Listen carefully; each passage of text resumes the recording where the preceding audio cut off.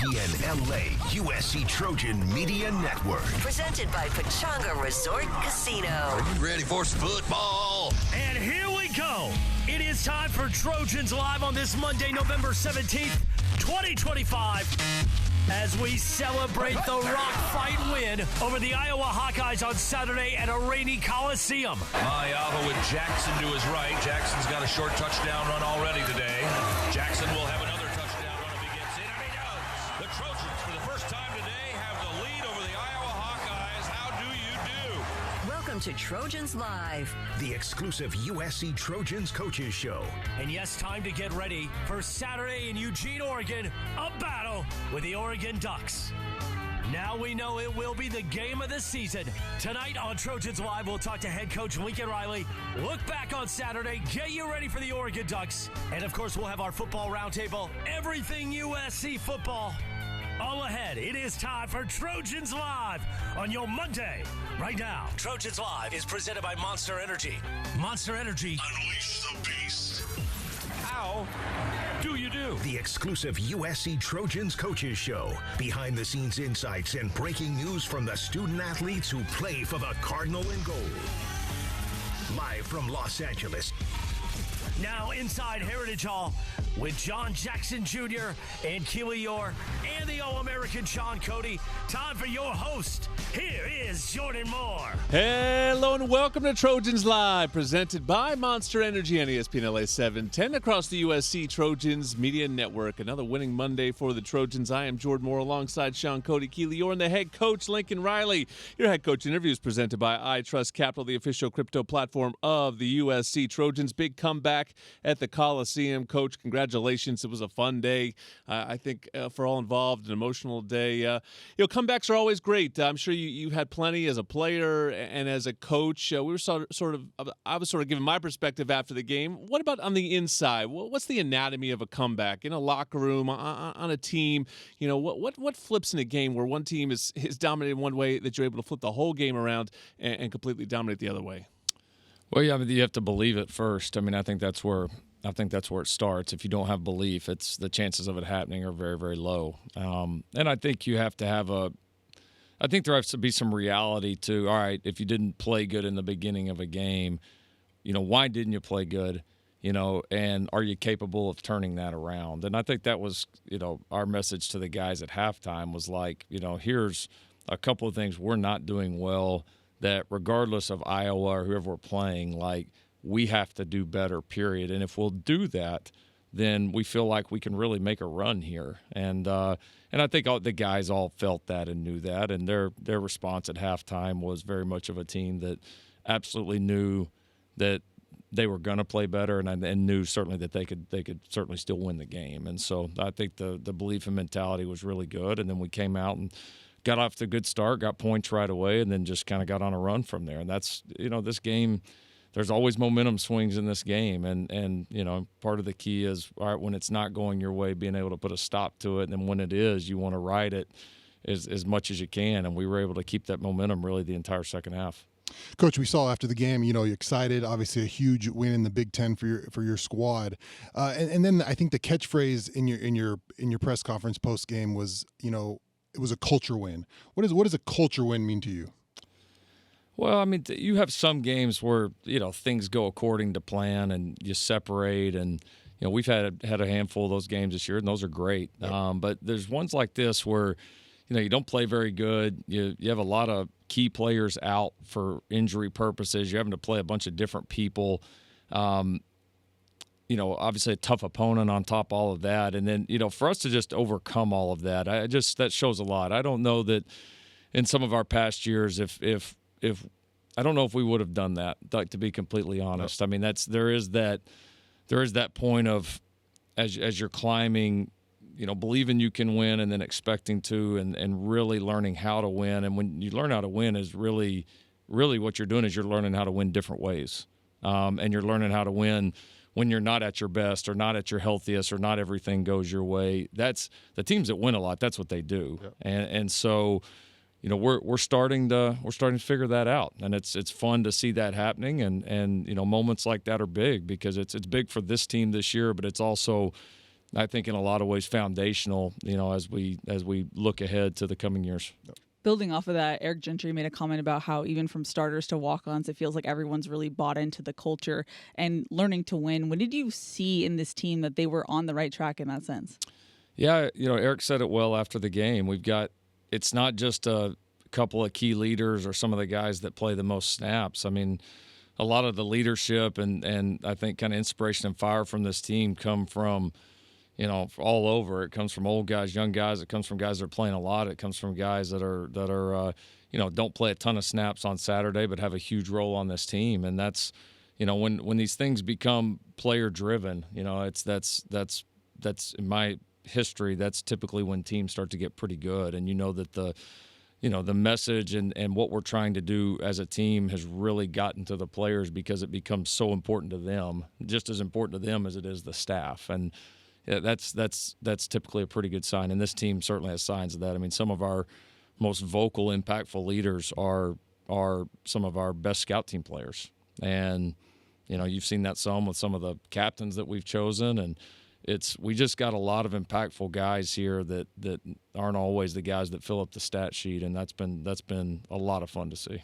Yeah, we talked to, was it Jakeem after the game who shouted out Asante Das twice when he was asked about it? I know you've picked him for captain a couple times. I wanted to ask about the leadership of a guy who plays a ton, and that's Mekhi Lemon, because he doesn't seem like the most vocal guy out there, but his will seems to inspire his teammates. What's he like as a leader and a personality? Because we talk so much about his playmaking. I'm curious about him, in that locker room and around his teammates. Yeah, he started to become more vocal. He's I've even seen him, bring the group up and talk to the entire group before a practice or a walkthrough, which, a year ago there's not a chance in hell that was going to happen. And so he has definitely started to come out of his shell and understand the responsibility and opportunity that he has with this team. And so, he's not our most vocal guy, but anything that comes from him because of the way he plays and the way he works is very impactful. And yeah, certainly,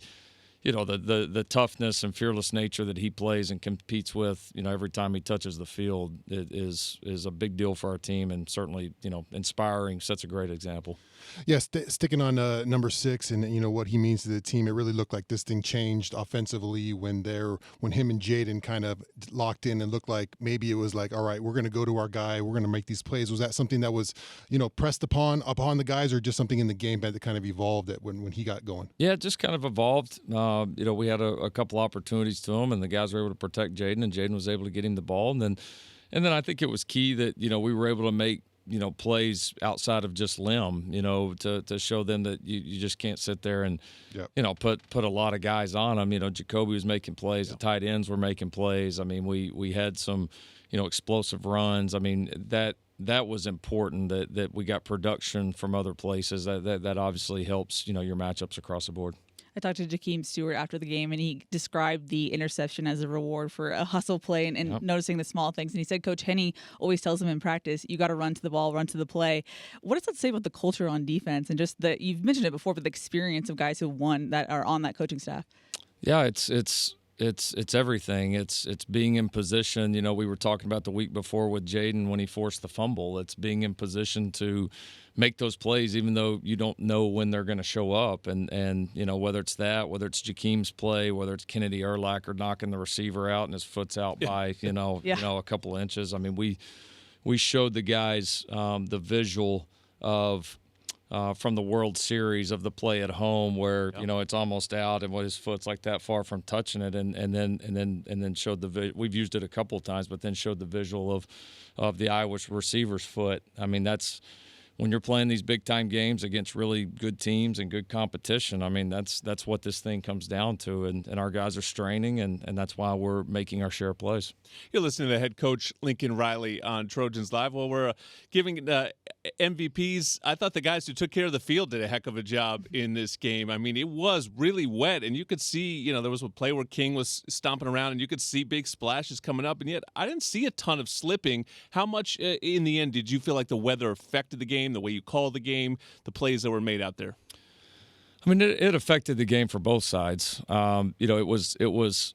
There were some times in the game when it didn't affect it as much. I thought, kind of early in the game wasn't too bad. Second quarter started going a little bit more. Third quarter was pretty clean. Fourth quarter started pumping again pretty good. The field held up pretty well. There were some spots that were worse, down towards the tunnel end, kind of on their side was like, when guys went down, it looked like a slip and slide, which looked fun actually.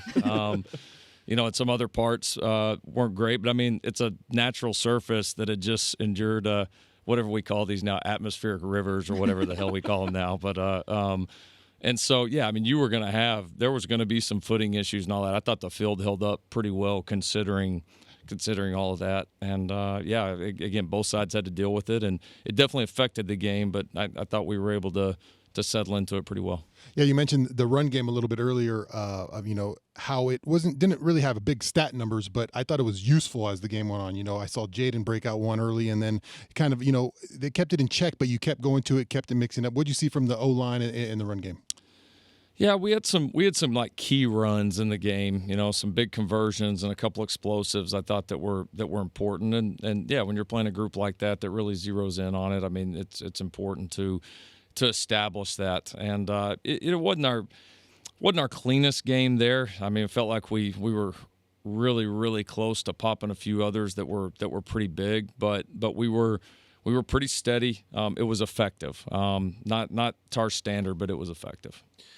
Ready to take it to the next level? Unleash the Beast this college tailgate season with Monster Energy. Tear into a can of the meanest energy drink on the planet. Monster Energy Unleash the Beast. And Trojans Live is sponsored by Pechanga Resort Casino, proud partner of USC football. We have been blessed with another 12:30 kickoff time. Brings a tear to my eye. That's 12:30 on Saturday. USC Oregon Trojan Tailgate Show will go on at 10:30. The game broadcast is on CBS. I believe it's College Game Day as well, ESPN. This is a big one.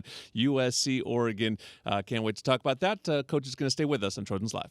Trojan fans, did you know the Ralph's app gives easy access to weekly sales and personalized coupons? You can earn fuel points too. Check out the app today and save while you cheer us on to another great season. Ralph's, proud partner of USC Athletics and Stone IPA, has inspired a generation of brewers and beer lovers. Made in Southern California, Stone Brewing's first anniversary ale continues to be today's iconic West Coast style IPA. Crisp, light-bodied, and packed with hoppy flavor. Located at find.stonebrewing.com. Back on Trojans Live, Jordan Moore, Shaun Cody, Keely, Eure, and the head coach Lincoln Riley getting you set for a big one on Saturday. USC versus Oregon. Been playoff games for us for a little while now. We've sort of had that mentality. I think this is one for both teams, and that's why everyone's so captivated by it.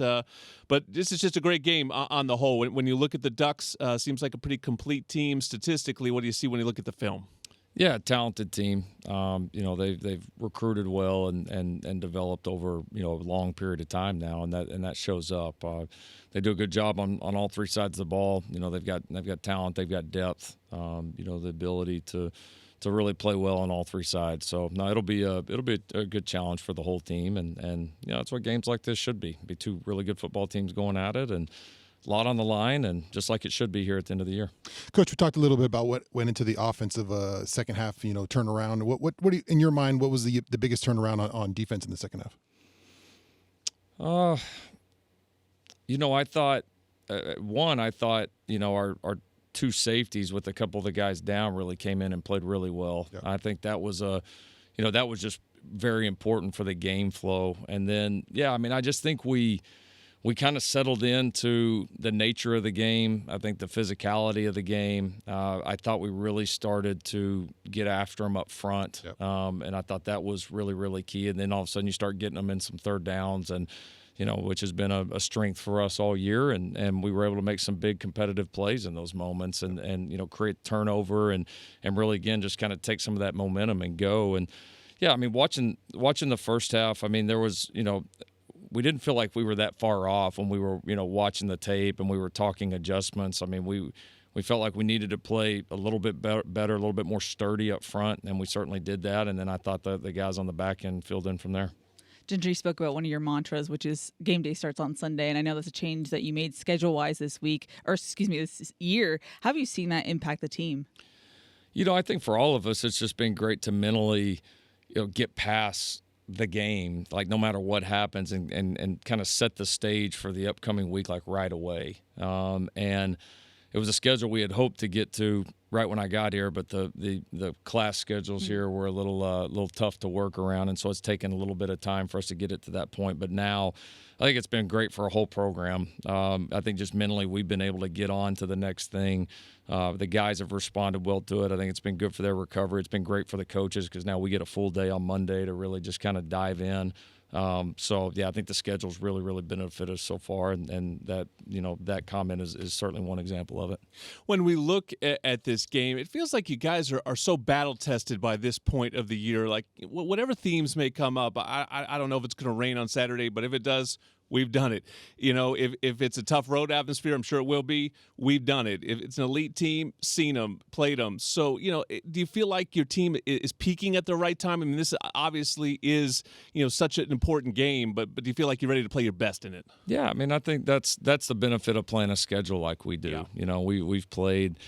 This is a very good football team. We've played other very good football teams. We've been in a lot of different moments. We've played with a lot of different people. So, yeah, I mean, I don't know that anything's gonna surprise you at this point on either side, right? You just go tee it up and you go let it rip. And I mean, that's what makes these fun right here at the end. So, both teams know who they are, and it should be a hell of a matchup. Yeah, a lot of hype around this one's going to be a fun one. Game day has been announced, will be there.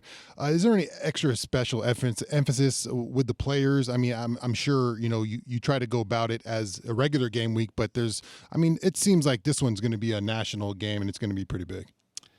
Yeah, I mean, I think for us, these are all the same people that thought we were going to suck. Yeah. like seriously. I mean, this is all the same people. What we were going to do this, and USC was this and that. So for us to pay attention to them now, would be a little bit counterproductive. So, we hadn't forgotten that. There you go. I believe USC leads the nation in contested catches. What does that say not only about the skill players, but Jaden Maiava to just thread the needle like that? Yeah, no, I think a compliment to both. An expectation created here with our guys, and then Jaden trusts his guys to make those plays, and is a very accurate passer, and certainly when he gets the one-on-ones he likes, he's going to go. We saw that even last year when he first got started for us. So I think it's also a result of going, our guys competing against our defense, all throughout the year, and the tough competitive nature of those periods, and so it makes the games feel kind of like it is in practice. The last guy I wanted to talk about was Ryan Sairi, because it just continues to have a phenomenal season, and you start to take people like that for granted when they do. And you had that double possession, the end of the first half, beginning of the second half, and in both cases you quote-unquote settled for field goals. And that can feel at times like a bummer, but a real bummer is a missed field goal in that situation. And I felt like, you talk about momentum, I felt like he kept it going by making sure those threes counted, and then ultimately the offense sparked into touchdowns. Yeah, no, he definitely hasn't been under the radar for us. He's been one of the most valuable players on the team. No doubt. I mean, just plain and simple. How good he's been on field goals, how clutch he's been. And then not to mention, how good he's been on kickoffs. We're playing the other day one of the best kickoff returners in the country. And, his ability to kick the ball all over the field and to be able to kick a lot of different touchbacks, has been huge as well. So, his emergence is one of the stories of the year for us, without question. Coach, I'm fired up and ready to go already. What's the key to me staying calm and peaking at the right time on Saturday? Shaun, you've been in a lot of battles. I'm going to trust your experience. Okay. There we go. There we go. I think Coach has enough on his plate. He doesn't need to handle whatever's going on with you Saturday, Shaun. I'll be there with you, buddy. We'll make sure we'll get through it. USC Oregon doesn't get any better or bigger than this. Can't wait for it. 12:30 kick in Eugene on Saturday. We will go on with the Trojan Tailgate Show at 10:30. Desman Stephens has been a huge key to this USC defense in the middle of it. He's coming up next on Trojans Live. The Best in the Game is brought to you by Old Dominion Freight Line, official freight carrier of USC Athletics, helping the world keep promises. It's Desman Stephens, inside linebacker on this USC defense. Jordan Moore, Shaun Cody, Keely, Eure. Des, what's going on, man? Good to have you. You were just listening to Coach talk about what turned it around defensively in the second half, but you were in the middle of it. To take us into what you think. I would say really just coming in at halftime and making those adjustments that are really key. I feel like in the first half we had a lot of plays where we were just right there but just missed a minor little tweak. So just finding those minor little tweaks and coming together and really trusting in the coaches the second half. I think that really showed up. Des, coming into this one, we thought, Iowa's probably going to try to get physical and run the ball, but they come out throwing the ball. Does that kind of, as a defender, does that kind of throw you off a little bit and maybe hold that process of really getting physical with another team? I feel for the linebacker core, all week it was about like being physical, coming down in the run game. Yeah. So it didn't really change much to us because most of it was more play action things. So we were coming down regardless, but just trusting in our like back end and deep half to play man in certain scenarios or just play that over top coverage for those 2-man routes. That was really key. In that sense, how much has Coach Rob Ryan influenced the mindset that you guys bring to the field each play? I would say Coach Ryan's motto is kind of code black, and for us, that means every play you're just going relentlessly, everything you can, max physicalness, and just max craziness, to be honest. Like, you should be unhinged out there on that field, so that's really what code black means. You're listening to USC linebacker Desman Stephens on Trojans Live. Coach, a couple weeks ago, talked about challenging you and just the responsibility of playing linebacker here at USC. How much you know about the history of the position here and how much you take it to heart, the pride and the lineage that comes with it? I would say going back and watching the old highlights of the old defenses back in the day and seeing the intensity and like really just how they played. It's definitely something we like to replicate if we can, as much as we can. So just seeing all the lineage of linebackers that came before me and the certain level they played to, you got to match that level or you're not going to be playing here, to be honest. So, and the history of that number 55, like just watching those players playing that number and just bring great success to the team is something I wish to replicate. As the season has gone on, we've seen some new personnel out there for the defense. We've seen a lot more 3 linebacker sets with Jaden coming in, adding with you and with Gentry. What's that like having an extra linebacker out there? We've seen some different formations. You guys up in the A gap a little more. What's it like to have some more linebacker help out there? Yeah, it's great schematically because I feel like we can cover more gaps with more backers on the field and bigger people out in space as well.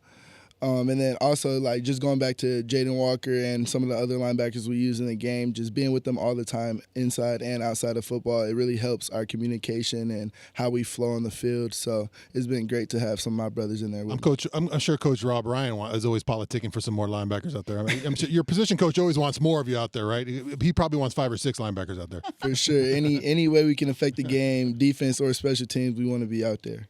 You saw action in all 13 games last season as a freshman, but to make the jump to a starter as a true sophomore, what does that take? Can you take fans into like a weight room, film study? What does it take to be a starter as a sophomore? I would say it's all about time management. So you have to be able to divide your time and be the best player, student, and you got to recover the best because you're taking way more snaps. So just finding that mix and finding what works for me with my routine has been really key, and that's been helping me a lot. Kamari Ramsey gets knocked out of the game on Saturday. He's such an important communicator from what we understand for this defense. And I think you take maybe more of an onus when he's not on there. At least we'd heard that in the Illinois game. Take us through the communication. Obviously, you have to communicate. Everyone has to communicate on this defense. Do things change a little bit when a veteran player like that goes out in the middle? How do you guys adjust to something like that? We try to all stay on the same standard. So regardless of who's on the field, we all want to communicate to the best ability that we can, and every play you should be communicating to multiple people. So when Kamari went out, CP came in, and he was a big communicator with the communication with the green dot, but also just me and EG communicating to the D-line as well. We all just flow, all 11. Yeah, you talk about, communicating with the secondary, coverage stuff, but up front, you got to talk to those boys when it comes to the run. You know what I mean? That's when it comes down to linebackers, D-line, in that run game. And in the first half, I kind of didn't look like a ton of energy was there to me, but that second half, that D-line turned up for you. What was that like when those boys are eating in the second half? Yeah, it's great when they're on and they're doing their things, getting great movement every play. In the second half, we only held them to around 20 rushing yards. Yep. So that's mostly the Anthony D-line. Lucas. Talk about Anthony Lucas too, man. I thought second half he came out with his hair on fire. Yeah, Anthony Lucas is a great player. So when he just shows out like that, I see him do it all the time in practice. So it's great to see him do that in game. But yeah, our D-line just really played with their hair on fire the second half, and it makes it very easy on the rest of the defense when they can dominate like that. Now, I know we're about to go to break. Can I please just give a shout out? I was reading your bio. Shouts to Katie Ryan. You're a hooper. You were 3 years on varsity. You were a team captain, team MVP, and district championship. Talk about your two-skill playing ways. Yeah, I would say I've been playing basketball for a minute. Definitely had to stop right before my senior year to come here and come play some football. But, yeah, hooping was definitely a big part of my life growing up. So I feel like I can hoop the best on the team, to be honest. Okay. I was going to ask you, who's the best hooper on the team? In my opinion, is me. But if I couldn't pick me, I'm going to say Prophet Brown. Oh, okay. That's it. Okay. I mean, you play next to EG. I bet about 1 million people in his life were like, why are you playing football? You should be playing basketball to him. But he can't hoop? Nah, EG can hoop too, but in my opinion, Prophet Brown is probably all right, the you and Prophet best. 2-on-2, you taking anyone on the team. For sure. All right, here we go. It's USC, Oregon. We cannot wait. We're going to talk about it a bunch more coming up here. It's a 12:30 kick on Saturday. Fight on, Trojans, and fly on with ONT. Ontario International Airport is a proud sponsor of our USC Trojans. Visit SoCalSoEasy.com to start planning your next vacation today. And don't wait until game time to plan for retirement. Open your free iTrust Capital account today and get your crypto IRA. iTrust Capital is the official cryptocurrency platform of the USC Trojans. Our guy John Jackson is here. JJ is next on Trojans Live. Want the inside scoop on this game and all things Trojans? Be sure to sign up for the 3 Torches presented by Smart & Final. It's a free newsletter. It'll hit your email inbox 3 times a week with game info, player insights, and more. Go to usctrojans.com/3torches and sign up. At Monster Energy, the official energy drink partner of USC. Turn to a can of the meanest energy drink on the planet, Monster Energy. Unleash the beast. Jordan Moore, Shaun Cody, Keely, or JJ. John Jackson joins us here we're going to do a couple football roundtables. This is an all football week, and why not? Coming off a great game, going into a great game. What'd you think flipped on Saturday, JJ? I'm sure you were sitting there like us, wondering how they were going to turn this thing around. How'd they do it? The halftime speech. The halftime speech. Must have been a good one. I don't know who let it off or who finished it, but the halftime speech, I think it was definitely amongst players. I think that the players, united even more than they had already been. It's not like they haven't been united, but they united more than they have been. And when a couple plays were made at the beginning of the second half, they saw the light at the end of the tunnel. And I mean, this is the best this team has played as a whole, since Lincoln's been here. Yeah, I thought it was really, spectacular. I mean, we were probably pretty down in the first half. I don't imagine we were saying a lot of good stuff in that first half about what was going on. They scored early and often, in the offense kind of got a slow start. Wasn't terrible in the first half, 10 points, but just couldn't get it really early. And their offense kind of took off early, kind of passing the ball early and then kind of moving into the run and kind of just wearing us out. But that second half defense was really something special. I talked about the defensive line a little bit. I thought they really came out and set the tone in the second half, and especially number 6. I thought Anthony Lucas really had a fantastic second half, and even didn't have that sack, caused fumble. Yeah, almost had the sack fumble, which was taken away. But the hero of the even game. without that play, I thought he played fantastic. Jordan, I also think that when the second half, when they came out for the second half, it was obviously a different team. I don't know what was said at halftime in the locker room, but just the fact that they were able to bond together. Lincoln Riley's been telling us that this team is united and close. We didn't really. A lot of people might have doubted it or might not have believed them because of the losses on the schedule, but they pulled together in this game. What'd you see, Keely? Well, and you kind of can throw away the coach speak, but I think it matters in this sense when you hear coach talk about learning to win, and what that entails is having the belief. I mean, if you look at that first half, if we were to draw out on paper what would be the best conditions, both weather and what happened for Iowa, it would be that first half. And so to have the belief going in, and I talked to Jakeem Stewart after the game, and he was talking about how it really was the players. The players were the ones who were kind of not yelling at each other, but like inspiring each other to get it together because they know that they can play to a better standard. And so I think that matters, that learning to win and believing each other from a player-based standpoint and above. And Shaun, you know this better than I do because you played on a national championship team. But when you have a talented team, and you know that you have the ability to bring back one thing about Iowa, and I'm sorry to cut me off. One thing about Iowa is when they seldomly, if they have a 21-point lead, will give it up. Their style of play is methodical, running the They don't clock. beat themselves. Exactly. Turnovers, too. They Yep. didn't- Yeah. That's what makes it the win even more impressive. Yeah, and I think number 6 was a big part of that too. When you got a number 6, and I kind of felt like at the end of the first half they kind of started figuring out, like, wait a second, maybe they can't guard this guy, and then that's when I thought Jaden figured it out, and they started pressing it in the second half, and I think that's really what kind of opened it up. And it was fun. It was fun listening to that clip that they played, I think, going into Dez's segment, which was you and Pete talking at the end. And it was not a sold out crowd. Obviously, it would have been a much, much bigger crowd for homecoming if it was a bright sunny day at the Coliseum. But it turned into this special thing. Anyone that stuck it out, and I thought the head coach's emotions. I got several people who hit me up who just loved Lincoln's emotion at the end of the game, and it became this kind of a signature win. And this could have been a day where USC, maybe on a sunny day, beats them comfortably, and we kind of forget this game. We move quickly on to Oregon, but this sort of became something because of the weather and the circumstances that they had to overcome. Yeah, they came out and they were fired up, and they got punched in the mouth, and then a young group of students decided to take off their shirts and swing them around,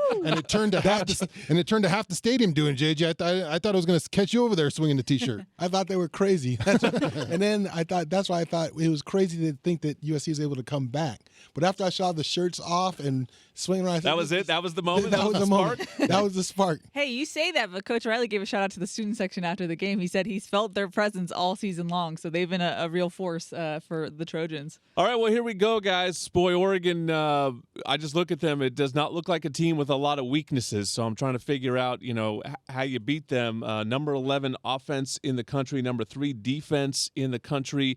Not the old Oregon of past where I don't see a lot of soft there. It seems like a team that's better at running than they are at passing. I guess Chip Kelly's teams were probably better running than they were at passing too, but this is a pretty all-around talented team. Yeah, physical bunch. I think if you want to look at something, you check out that Indiana film and you look at how they got the ball to Surratt, their wide receiver, a really talented player. I liken him to number 6 in Mekhi Lemon. So they did a good job of that. And then defensively, they got after the quarterback up front. So looking for that D-line to turn it up to another notch, because when this defense is playing well, our defensive line is really humming. Well, I love the way Lincoln Riley is getting Mayava confidence up, especially early in the game, short passing game, so he doesn't have to hold the ball and make a lot of decisions, get the ball out of his hands quickly, get his confidence up. That's been the formula for success, in my opinion, with Lincoln, the play calling. We had 2 segments with Lincoln Riley, and I know Cody Kessler isn't here, and this part of the reason why we didn't even ask about the quarterback. Talk about people that are sort of being taken for granted. I think you talked about him a little bit. I did. In the run game maybe, but not like a how did Jaden play kind of question. Sure. I think we're taking, we're assuming game in, game out for the most part, he's putting the ball in the money, and we credit the receivers, but Jaden's been fantastic too. Took care of the ball too. That was to give Cody Kessler credit. He was the one who said that was the key to the game. I have to take care of the ball. Yep, and he's going to need to do so on Saturday. USC offense is definitely going to have to go blow for blow with this Oregon team, because they're a big time offense as well, and I think turnovers will play a big role on Saturday. Shaun's brought him up a bunch. We talked about Mekhi Lemon, but I wanted to get JJ's perspective when he's here. We'll talk about that next on Trojans Live. Trojans Live, sponsored by Pechanga Resort Casino, a proud partner of USC football. Jordan Moore, Shaun Cody, Keely, or John Jackson here for another roundtable segment, and I just wanted to talk a little bit more Mekhi Lemon, maybe some bigger picture stuff around him. We had JJ here, who was never shy about talking about receivers, so this is your favorite topic. But, it's funny, JJ, the stereotypical receiver isn't necessarily the leader on the team. They seem to struggle to lead. Oftentimes, they can be maybe the most individualistic players on the team. Mekhi seems a little bit cut from a different cloth, not necessarily in terms of vocal leadership, as Coach said. That's something he's growing into a little bit, but very quiet for a receiver. How hard is it to lead from that position when you're really dependent on other people performing for you to be able to get the ball and perform? Well, it's hard because you don't know who to blame. If something's not working, you don't know who to blame. Is it the offensive line that the quarterback's getting sacked? Well, you just know it's not you. It's not me. That's why I used to say, ask Rodney Peete. It's not me.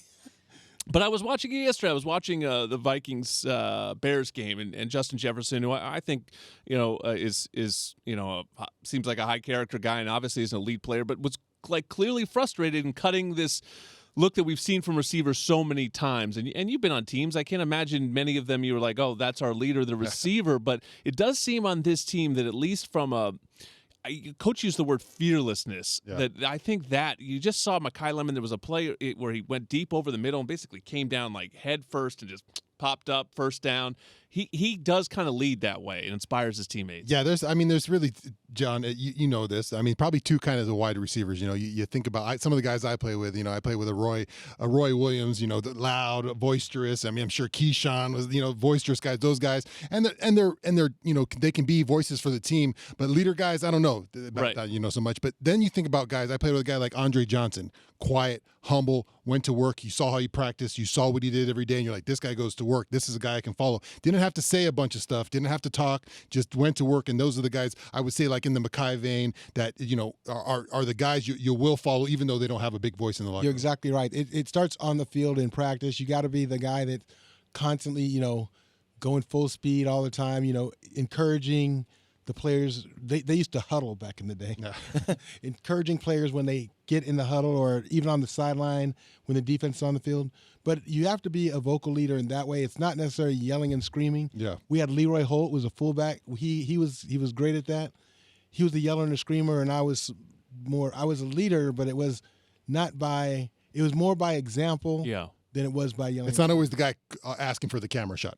And to that point, one of my favorite stories that Coach Riley has ever told in a media scrum is about Mekhi Lemon. He talked about how Mekhi always does the boring routine. He was like, he always takes everything so seriously. There's never a play where I catch him like slacking off. He said, even in the beginning of like pre-practice when you're doing routes on air and things that you don't necessarily take seriously, he said that other wide receivers kind of, jog a little bit, a little loose with the ball security, stuff like that. He was like, Mekhi catches every ball like it is a game rep. He was like, it is always a game time like mentality for him on the practice field, on the field itself. So you can tell that's why he's able to have that leadership quality and that mindset on game day when he's just making catches where you're like, how is that even possible?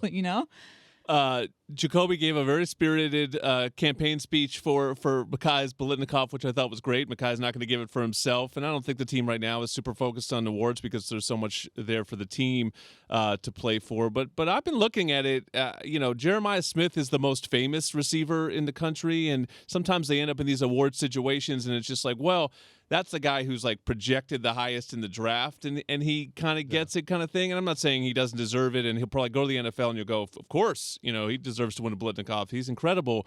But you look at it, I don't think anyone's better than Mekhi. Jeremiah's stats are not better than Mekhi's. I don't think anyone's are. I mean, he is right there. Well, if you wanted a stage to do it, it's College Game Day on Saturday. Right, kind of this will be the solidifying Ohio State's game. Playing Rutgers, they'll be up 35-0 at halftime. Yeah, he'll be out at halftime. Jeremiah Smith will be pulled. Yeah, so it's if the stage is set for a big one, and it'll be a tough challenge because Oregon will definitely have their antennas up for number 6. But like I said, JJ, he'll have the stage on Saturday.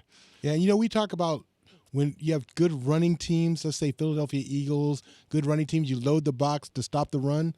These guys are so good, it's the opposite. They have to drop people off in coverage to help stop the pass because these guys are so good. So it's the opposite of stopping the run. And to that end, that's where I think the effect, the turning point of the season is Jacoby Lane coming back and playing the way that he's played. And honestly, I was surprised his numbers weren't bigger on Saturday. It felt like he had a huge impact in the game. And I looked at it and was like, 7 catches for 70 yards, maybe not the biggest day of his career. But because of what you're saying, and also Lake has been fantastic, they can't just key on Mekhi, and that has opened things up when it felt in the middle of the season like everyone was just like, we're not going to let 6 beat us. Yeah, and to build off your point, Jordan, just want to give a shout out to the tight ends too, because I felt like that was an underrated part of USC's offense on Saturday. Lake made some big plays. I went Walker back and too. watched the copy, and I was like, oh wow, Lake was actually bigger in this game than I remember. Yeah, which is it's been hard because with Wayman and Eli down, you have to get more run protection and pass protection. But I just think the tight ends have slowly creeped up back to the value that we've seen at the start of the season. And it's opened up the run because the linebackers can't get up close to the line of scrimmage to stop the run because the tight ends are so effective right behind them. So the linebacker comes up, they'll throw the ball right over his head, and like you said, McCree and them the tight end position has been really – and credit Lincoln Riley. He's called the plays that have kept defenses honest and opened up the run game. So he knows the run game is working, but it's the plays he calls to open up the short passing game that gets the ball out of Maiava's hands and gets the run game going, because what we're talking about is they can't drop back in coverage or double team people. And I thought Maiava in this game was under as much pressure maybe as we had seen him, but we didn't see the sacks. I thought his footwork was fantastic, and that's something that was maybe questioned coming into the season.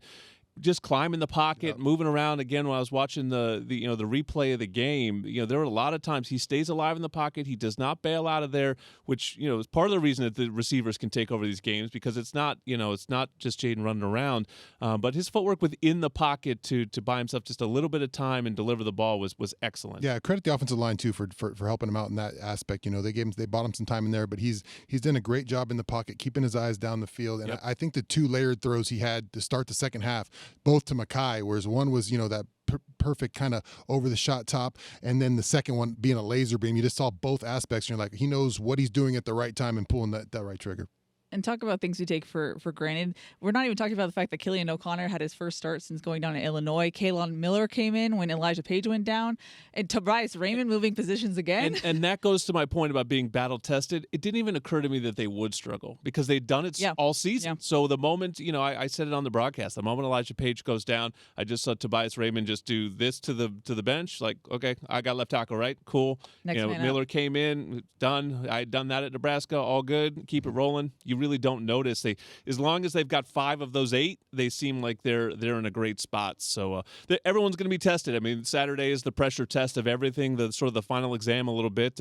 If they win it, there's even bigger final exams to come. But Saturday, if they could win it, boy, that would be a special one. We have one more segment to come here on Trojans Live. One final segment of Trojans Live. It's USC Oregon week, coming off a big win over Iowa. This is sort of what the season has built up to here. Trojans headed up to Eugene as underdogs. Jordan Moore, Shaun Cody, Keely, Eure, John Jackson bringing it home here. Our over-under is presented by Pechanga Resort Casino, proud partner of USC Athletics. We had a conversation off air. Thought I'd bring it on air. Our engineer today, Ben Conroy, a lot of opinions on this, so we'll just have his weighed in after the fact. He can judge who won. Your over-under is 19.5, assuming he declares, and it's up to him.